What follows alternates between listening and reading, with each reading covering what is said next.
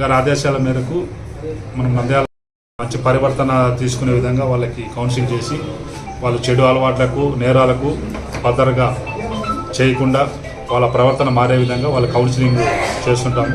దాంట్లో ఈ 2 town station limits స్టేషన్లో మన నంద్యాలకు సంబంధించిన 1 టౌన్ 2 టౌన్ 3 టౌన్ తాలూకా పోలీస్ స్టేషన్ సంబంధించిన రౌడీ షీటర్లు సుమారు 60 మందిని ఈరోజు కౌన్సిలింగ్ హాజరుపరిచి వాళ్ళకి కౌన్సిల్ చేయడం జరిగింది.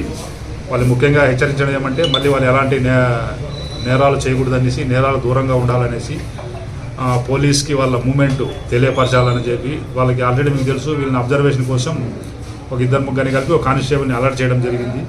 వీళ్ళ అంటే వీళ్ళ నడవడికని కానీ వీళ్ళ ప్రవర్తన కానీ వీళ్ళ మూమెంట్ని కానీ ఆ కానిస్టేబుల్ పర్యవేక్షిస్తుంటారు. వాళ్ళు ఎక్కడెక్కడ తిరుగుతున్నారు, ఏమేమి చేస్తున్నారు అనేసి ఆ కానిస్టేబుల్ వాళ్ళు ఫోన్ చేసి కనుక్కోవడం కానీ మేము వాళ్ళది లొకేషన్ తీసుకోవడం కానీ ఇవన్నీ చేసి వాళ్ళ మూమెంట్స్ని గమనిస్తుంటాము.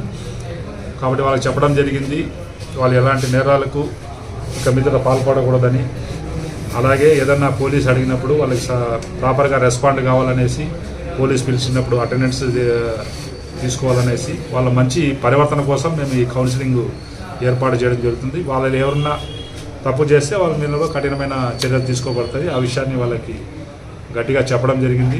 మీ దృష్టికి కూడా ఏదన్నా మీ పబ్లిక్ కూడా చెప్పడం జరుగుతుంది. మీ ఏరియాలో వీళ్ళు ఏదన్నా రౌడీ షీటర్లు ఏదన్నా రౌడీజాన్ని పాల్పడినా కానీ బెదిరించినా కానీ ఏదైనా చేసినా కూడా ఇమ్మీడియట్గా ఎలాంటి ఇది లేకుండా మా దృష్టికి తీసుకురావాలో వాళ్ళు డైల్ 100 ఫోన్ చేసినా సరే, లేకపోతే కన్సర్న్ ఎస్ఐసిఐకి డిఎస్పీకి ఎవరికైనా కూడా ఫోన్ చేయొచ్చు. ఎలాంటి ఎవరు కూడా రౌడీజం అలాంటి ఎట్టి పరిస్థితుల్లోనూ నంద్యాల పట్టణంలో దాన్ని అలౌ చేసే పరిస్థితి లేదు. అట్లా వాళ్ళు ఎవరన్నా కూడా రౌడీజం అని చెప్తే వాళ్ళు కఠినంగా అణచివేయడం జరుగుతుంది.